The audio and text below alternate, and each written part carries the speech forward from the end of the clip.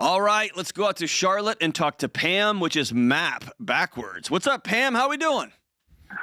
Not much. Just hanging in there. Very cool. Aren't we all right? What's up? Well, I've been having some difficulty sticking with, for lack of a better word, ultimatums that I've been trying with my husband who has a mental illness.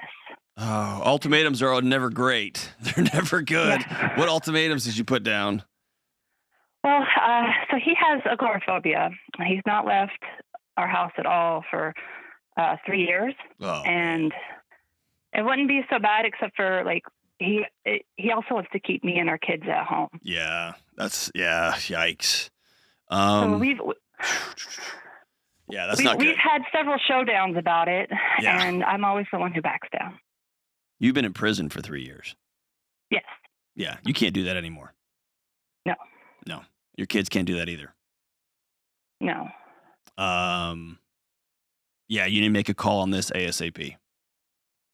There Yeah. is, so for those listening, agoraphobia, it's technically classified as an anxiety disorder, but agoraphobia is initially a fear of large crowds, right?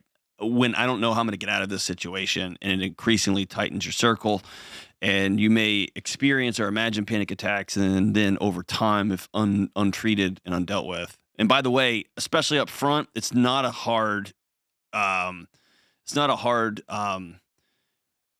mental health challenge to overcome. I mean, it's pretty systematic, but over time, untreated agoraphobics, they won't leave their house. They'll shut the door, lock the door. They will draw the curtains, and then where it gets really dire is when they trap loved ones in the house too. And that sounds like where y'all are at, right? Yeah, well, we're living this kind of half life where I'll go to my parents' house with the kids for a few weeks, and then we'll go back home. And then we have a 2-story home, so he set up like basically an apartment with a makeshift kitchen. Y'all and are then he not. hides for us for Yeah, 2 weeks. y'all aren't even married. We are for 2 weeks every month and a half when he's done hiding from us. Yeah. Yeah, that's not marriage. Is he unwilling to go get help? He's tried. So he's on a temp 6. And then if they want him to leave the house or Hold on, push him too hard. say that one more time. I missed it. Oh, I'm sorry. He's on attempt 6 of getting help, or he's reached out to a mental health professional, but for whatever reason, he's always backed out before. So he's not getting help. Yeah. No. And he's unwilling. What is his narrative? So he has OCD, contamination. And so his narrative is that if he gets sick, he's going to die, and that he's protecting us, and that whenever we do anything normal, go to the park, we're risking illness ourselves. Yeah. So it's life and death. What does he? Yeah. I want people to hear that with an agoraphobic, especially somebody who's, man, you throw in OCD on top of that, which, by the way, I'm still in the camp that those are similar. I know there's some neurological differences there, but I think the trajectory from anxiety to OCD and back are pretty tightly wound, or are braided together there. But it is life or death. So if you see like you're about to step and a rattlesnake is about to strike you, and I'm talking to people who are listening here, not to you, Pam, but if you are about to step on a rattlesnake, or a car is coming at you and it's 10 feet away, that's the feeling that he gets when he's about to go outside. Or when y'all have been at the park or been at a grocery store and you come just bebopping back in the house. How old are your kids? 4.5 and 2. Oh, jeez. Yeah.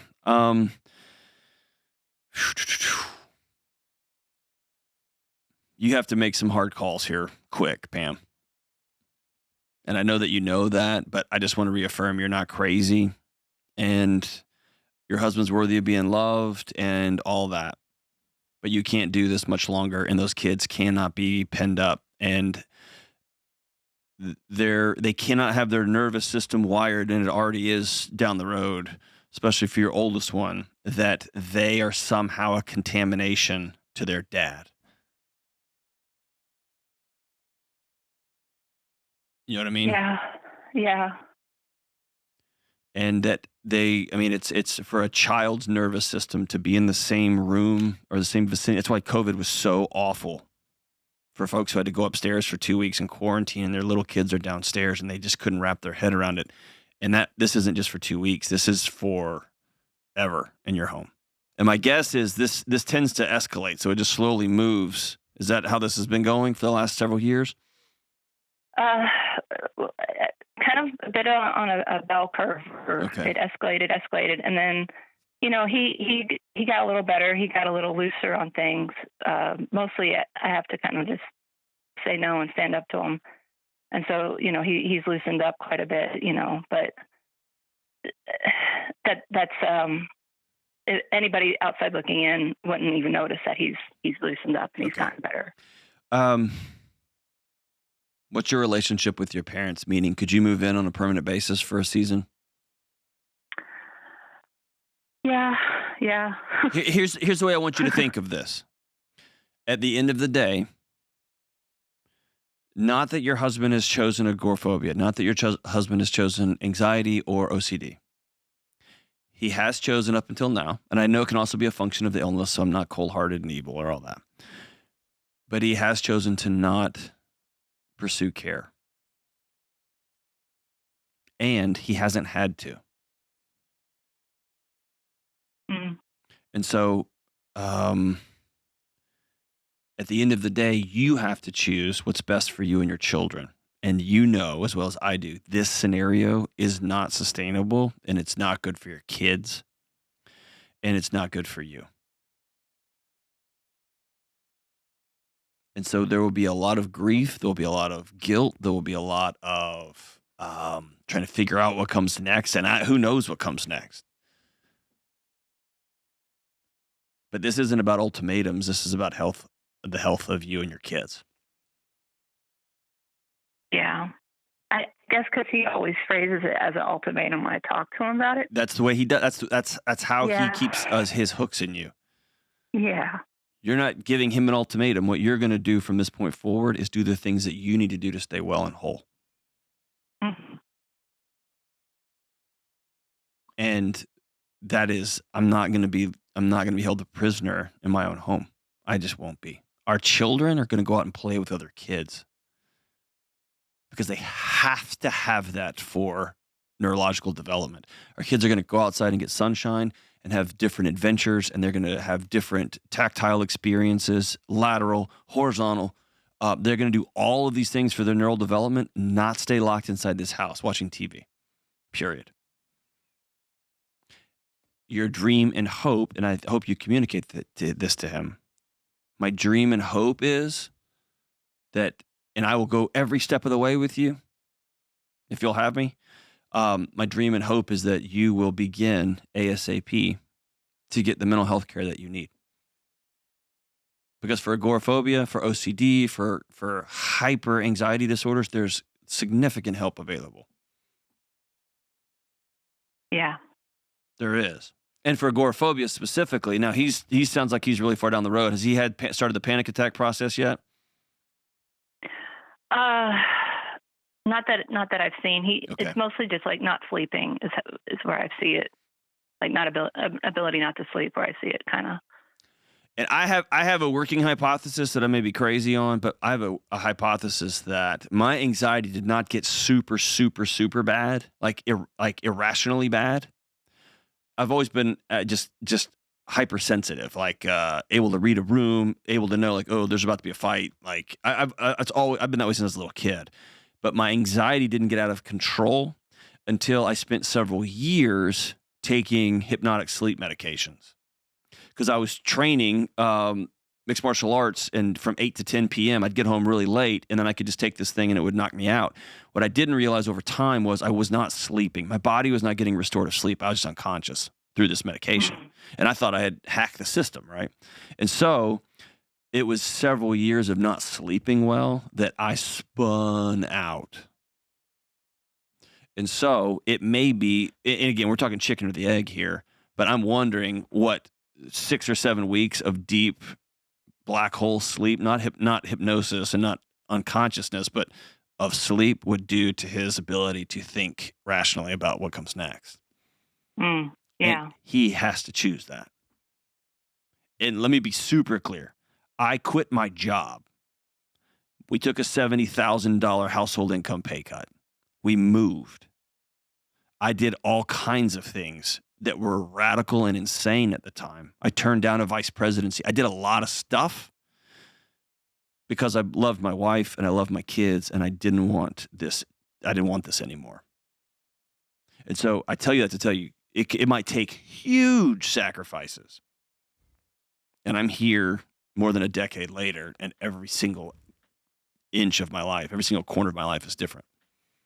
Yeah. I'm no superhero, but my wife laid down some really firm boundaries, and she was right to do so.